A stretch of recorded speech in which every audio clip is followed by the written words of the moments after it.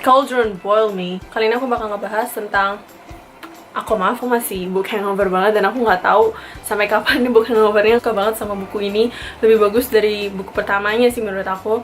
Dan hats off, Sarah J. Maas is my favorite fantasy author ever. I love it. I love this book so much.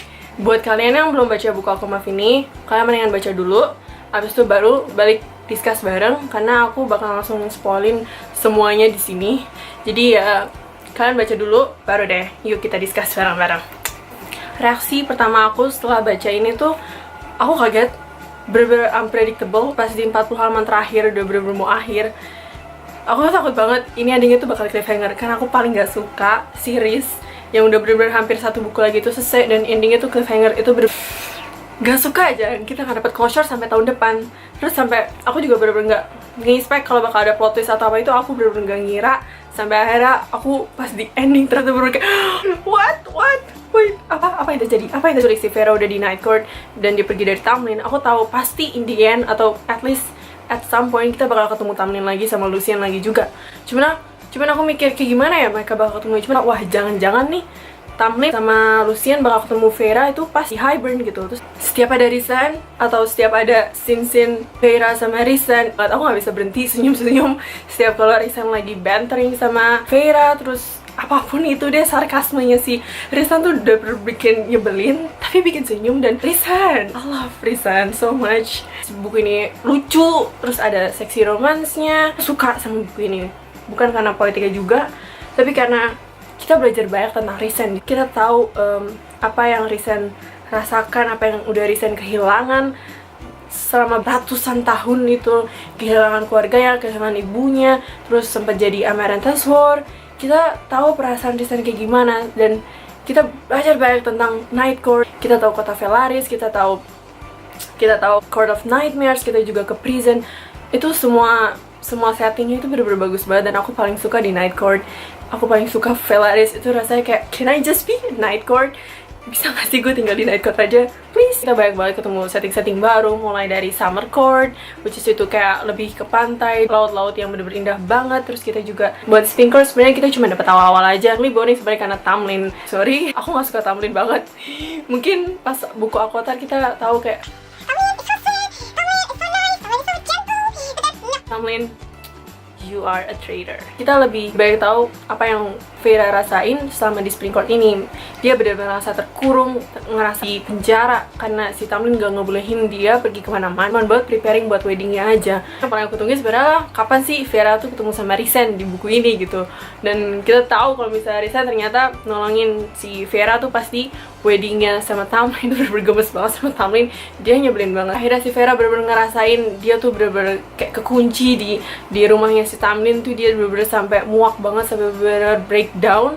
Akhirnya untung Rhysand nolongin dan lega banget rasanya. Terus juga kita ketemu sama Ianthe. Aku nggak tahu gimana yang ijanya. Aku ngebayanginnya kayak Lady in Red. Kalau kalian nonton Game of Thrones itu kayak Lady in Red, which is itu priestess juga kan, you know, kayak dia priestess yang seduce high ranking people yang cuman buat demi dia bisa dapetin apa yang dia mau. Aku mikirnya Ianthe tuh kayak gitu, which is true gitu loh. Terus buat Lucien sebagai temannya Vera, dia seharusnya ngebantu ngomongin Tamlin buat tolong dong latih si Vera biar dia bisa belajar tentang kekuatan barunya. Cuman dia sebenarnya dia penakut dan dia nggak berani buat disobey si Tamlin. Kenapa? Maksudnya kayak sebagai teman kenapa nggak bantu, nggak kasihan apa nggak Vera? Kita juga ketemu sama karakter baru di Inner Circle Night Court. Ada Amren, ada Mor, ada Cassian, ada Azriel, dan mereka semua pas mereka berinteraksi itu fun banget. Rasanya kayak kita ada di circle-nya itu, kita lagi ngobrol sama dia. Mereka tuh udah bersama beratusan tahun dan mereka menjadi keluarga sebenarnya. Untuk keluarganya Rhys satu-satunya. Buat perkembangan karakternya ini benar-benar kerasa banget, terutama buat Vera sama Rhysand. Aku bakal ngomongin yang lain dulu, which is Tamlin. Misalnya Tamlin tetap boring, tetap bland, cuman kita lebih tahu sifat aslinya Tamlin tuh di buku kedua ini.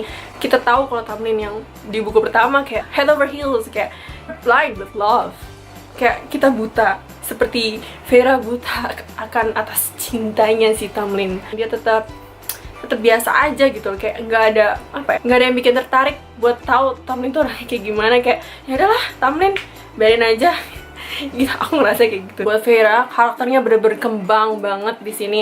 Karakter developmentnya tuh bener-bener amazing, awesome. Kita dari chapter pertama kita tahu kalau misal Vera itu tuh bener-bener struggling banget setelah kejadian di Under the Mountain, bener-bener sampai dia nggak bisa tidur, sampai dia muntah, dan dia selalu nyalahin diri dia sendiri atas apa yang terjadi pas di Under the Mountain.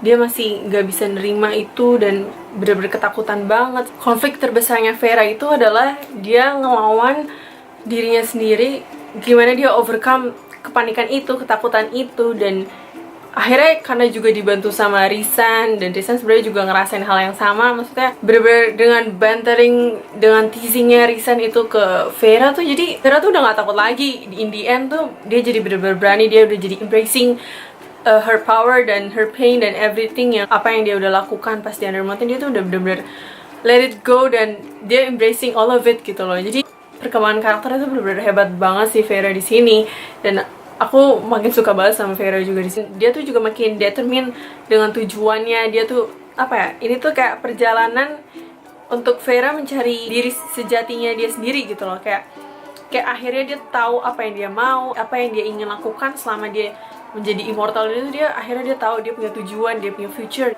Lalu kita lanjut ke Risan. Risan tetap jadi Dark High Lord of Night Court, masih most powerful High Lord in Puritan. Dia masih tetap jadi itu. Kita belajar banyak tentang dia di sini. Kita belajar tentang sejarahnya dia. Kita tahu gimana keluarganya itu pada dibunuh sama keluarganya Tamlin. Kita tahu perjuangan apa yang dia harus lakukan demi untuk menjaga kota Velaris, gimana dia cara untuk menjaga Night Court itu, dan dia juga nggak bisa ketemu sama teman-temannya untuk beberapa tahun. Sebenarnya di dalam dirinya tuh dia masih, he's still doubting about himself when it comes to about his family, about his people.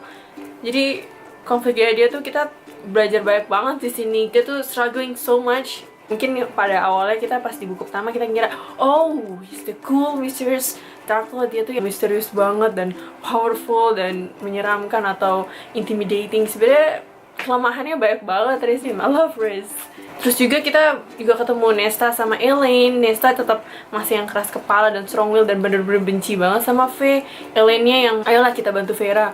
Dia masih ngerti gitu apa yang Vera udah sacrifice buat keluarga, tapi kenapa sih Nesta tuh masih ngebantuin. Jadi dia bisa ngebujuk si Nesta. Akhirnya bagus banget sebenarnya. Nesta juga sebenarnya peduli gitu loh, dan lucu banget pas Nesta berantem sama Cassian. Terus gue kira, wah jangan-jangan nih nanti Nesta sama Cassian nih lama-lama kayak ada sentilan ship-shipnya gitu. Sekarang kita favorite momen-momen yang lucu-lucu yang ada di sini yang bikin aku bener-bener ngakak banget. Apalagi kalau udah Riz sama Vera tuh udah bener-bener bantering, flirting. Lucu banget juga pas si Vera disuruh nulis sama Riz, yang kata-katanya itu juga kocak-kocak banget.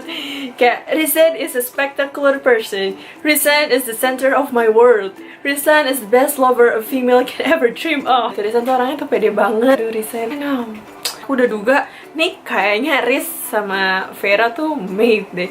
Soalnya pas di endingnya Akotar kan kayak si Riz kaget gitu. Terus kayak aku mikir, kenapa nih si Riz kayak aneh gitu. Terus kayak jangan-jangan ternyata Vera itu sebenarnya mate-nya si Riz. Bener ternyata. Kalau misalnya favorit momen antara Riz sama Vera, aku paling suka di Starfall. Itu sweet moment, dan mereka senyum, ketawa, dancing, dan Vera tuh tahu isi hatinya sebenarnya buat Rhysand. Dia tuh nggak berani buat admit itu karena nggak tahu kenapa dia masih takut untuk admit kalau misal Rhysand nggak suka gimana kayak gitu. Dan pas Vera lagi embracing powernya itu bener-bener keren pas di saat ketemu Lucien, sama pas di Summer Court di saat dia shape shifting jadi Tarquin. Itu wow keren. Pas yang ketemu sama Lucien itu Vera akhirnya shape shifting punya wings dan segala macem. Wow gila, itu bener-bener brilliant performance banget. Gila, itu keren banget sebenarnya. Ini adalah Rhysand guys. Kalau kalian ingin ngebayangin Rhysand kayak gimana, ini adalah the perfect Rhysand ever. Dan aku jadi ini jadi wallpaper aku. Sekarang kita ke plot twistnya. Aku kaget pasti saat si Vera tuh bilang, okay, I will play this part, play this game one last time. Dia pura-pura acting kalau Rhysand tuh selama ini tuh udah merusak pikiran dia dan menjerumuskan dia untuk ngelakuin ini itu. Acting doang. Dia actingnya kayak keren banget. Riz tahu gitu loh maksudnya apa yang Vera lakuin, dan Riz langsung ngomong kayak, how did you do it Vera? Sampai akhirnya Vera bilang break the bones. Langsung kayak what do you mean break the bone? Langsung kaget. Terus kayak aku gak ngira sama sekali, tapi aku mikir emang bisa apa mating bone tuh sampai di break kan, itu kayak emang udah dari sananya tuh emang udah bener-bener strong banget, gak bakal bisa. Emang udah dari naturalnya tuh kayak gitu tuh gak bakal bisa di break bone itu gitu. Aku mikirnya kayak gitu, tapi Vera minta si King of Hybern itu buat nge-break bone antara Risen sama Vera, berhasil. Bone kayak udah takut banget pas Risen ngomong no, kayak sedih banget. Aku gak ngira apa-apa. Terus kayak Tamlinnya percaya. Terus yang lucu adalah di sini, I look to Tamlin. No more. Those green eyes met mine, and the sorrow and the tenderness in them was the most hideous thing I've ever seen. It was the most hideous thing. Oh my god. Di chapter 2 dari terakhir itu, chapter 68, kita dapat point of view-nya Risen. Pas setelah si Risennya udah balik lagi ke townhouse-nya gitu di Velaris. Dan kita tahu ternyata emang bener, ternyata emang bone mating tuh emang gak bakal bisa di break, dan itu ternyata cuma bargain bone-nya aja, tapi King-nya tuh gak tahu.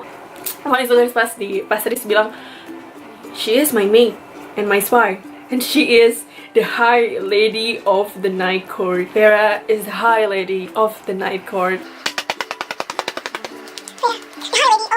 Last but not least, ending di buku ini tuh bener-bener perfect banget, dan kayak karena awal-awal aku takut banget ini tuh cliffhanger, dan ternyata enggak kan, dan aku bener-bener relief banget, rasanya kayak aduh lega banget tuh rasanya, bukan cliffhanger. Endingnya tuh perfect banget di saat si Vera acting dan bakal terus acting, dan dia udah balik di Spring Court sama Tamlin sama Lucien, tapi Lucien tuh curiga pasti Vera ada maksud sesuatu atau dia tuh bohong tuh. Si Lucien tuh sebenarnya tahu tapi nggak bisa ngapa-ngapain. We hit sweeping marble stairs to the front doors of the manor. And so Tamlin unwittingly led the High Lady of the Night Court into the heart of his territory. Game is on! Game is on! High Lady of the Night Court, yes!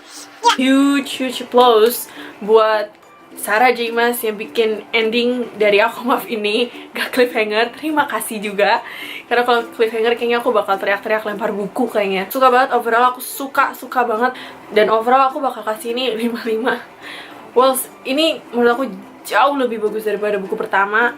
Ini lebih banyak variasi, kayak kita belajar politiknya ada, terus kayak karakter development buat Risen sama Vera tuh bener-bener kelihatan dan bener-bener awesome banget, dan apa ya, kita tahu strugglingnya mereka dari awal tuh kayak gimana sampai akhirnya tuh game is on. So it's the best, dan I just want to say thank you to Sarah J. Maas for creating Risen to the book world, dan no words other than that.